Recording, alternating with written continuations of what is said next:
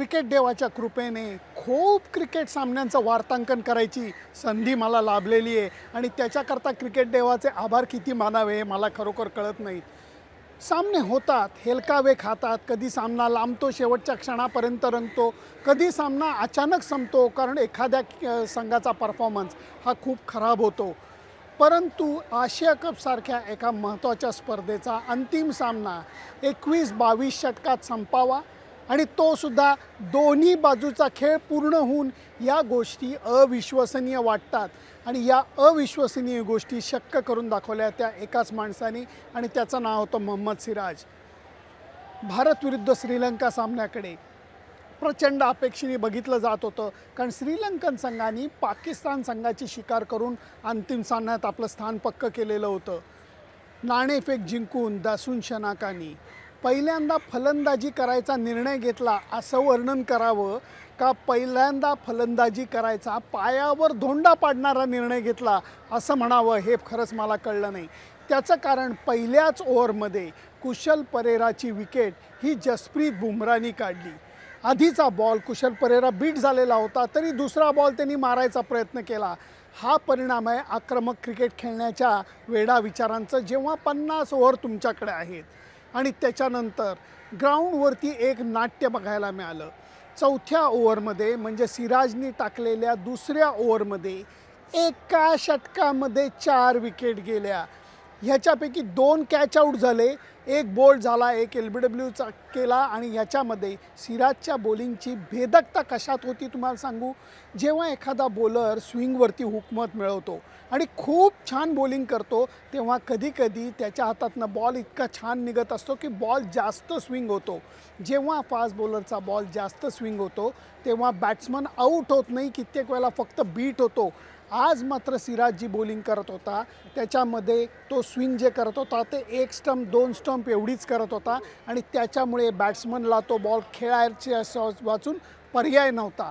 मी तर म्हणेन सिराजच्या बॉलिंगमधली भेदकता क्षणाक्षणाला जाणवत होती कारण तो मधनंच बॉल बाहेर काढत होता आणि मधनंच रपकन बॉल आत आणत होता. त्यामुळे सगळ्या बॅट्समनची अक्षरशः तारांबळ उडालेली मी पाहिली. एका षटकात 4 विकेट, 6 विकेट काढल्या 21 रन्समध्ये, त्यासुद्धा 7 ओव्हर्समध्ये. या सगळ्याच फिगर्स ज्या आहेत त्या चमत्कारिक होत्या. हार्दिक पंड्यानी बॉल हातात आल्यानंतर पटापट 3 ओव्हरमध्ये म्हणजे 2 पॉईंट काही ओव्हरमध्येच 3 विकेट काढल्या, 3 धावा देऊन श्रीलंकेचा संपूर्ण डाव 15.2 षटकामध्ये 50 धावात संपलासुद्धा. लोकांना कळत नव्हतं. जवळजवळ 30-40 हजार प्रेक्षक आज प्रेमदासा मैदानावरती आलेले होते. कुणी स्टील बँड घेऊन आलेलं होतं, कुणी पिपाण्या घेऊन आलेलं होतं. त्या सगळ्याला अक्षरशः बंद करण्यात आलं कारण प्रेक्षकांना कळलंच नाही की मैदानावरती झालं आहे काय. आणि आमचा स्कोरर फार मजेदार होता. प्रेसबॉक्समधल्या तुषार नावाच्या स्कोररनी दरवेळेला एक छान पद्धतीने तो वर्णन करत होता. विकेट गेली की तो पहिल्यांदा बॅट्समन किती धावांवरती आऊट झाला, संघाची धावसंख्या काय होती, पार्टनरशिप किती झाली, कुठल्या बॉलरला कसा आऊट झाला हे सांगायचा आणि त्याच्यानंतर खेळाडू किती वाजता आऊट झाला हे सांगायला तो म्हणायचा राहू कालम. राहू काळ म्हणजे राहू केतू जे वाईट ग्रह समजले जातात, राहू कालम म्हणजे वाईट काळ. तो सतत सांगत होता की राहू कालम इतके वाजता हा बॅट्समन आऊट झाला, राहू कालम इतके वाजता हा बॅट्समन आऊट झाला. आणि तुषारला ही गोष्ट 10 वेळा सांगायला लागली स्कोलर म्हणून. संपूर्ण डाव जेव्हा 50 धावात संपतो तेव्हा लढण्यासारखं काही उरत नाही. त्यातनंही रोहित शर्माने एक चालाकी केली. मैदानाबाहेर ज्यांनी दोस्त असलेल्या शुभमन गिल आणि ईशान किशनला त्यांनी सलामीला जायची संधी दिली. दोघांनी हसत खेळत 6.8 षटकांमध्ये गरजेच्या 51 धावा काढून टाकल्या. दोघंही नॉटआऊट राहिले.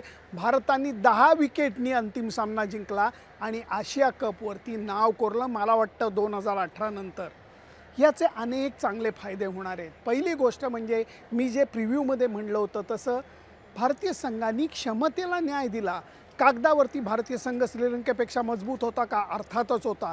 फक्त त्याला मूर्त रूप देणं हे गरजेचं होतं. त्याच्यातनं आत्मविश्वास वाढतो. तो आत्मविश्वास आज वाढलेला दिसला फास्ट बॉलिंगमुळे.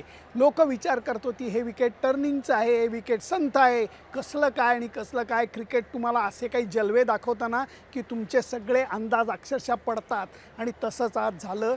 सिराजनी आणि बुमरानी आणि शेवटी हार्दिक पंड्यानी केलेल्या जबरदस्त बॉलिंगमुळे भारताला भला मोठा विजय हाती लागलेला आहे. आशिया कप जिंकून मी काय म्हणत आकाशाला हात लागले असं अजिबात काही नाही आहे. भारतीय संघाने हा जिंकायलाच पाहिजे होता. फक्त आत्मविश्वास यांनी जागेवर येणारे थोडासा वाढणारसुद्धा आहे. आणि त्याचबरोबर वर्ल्ड कपकडे जाणारं जे पाऊल आहे ते आश्वासक पाऊल आहे असं म्हणायला आता काही हरकत नाही.